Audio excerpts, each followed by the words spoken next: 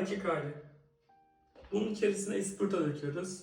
Kokusuz, dumansız ve sıcak hava yayıyor. Sesim çok kötü. Bunu böyle çok basit bir şekilde kapatıyoruz. Ve rahatlıkla unu oynayabiliyoruz.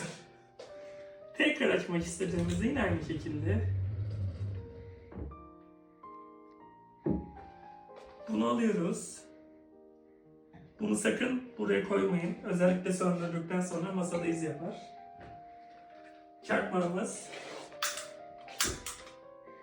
Işığı kapatayım hemen. Sıcaklık geliyor.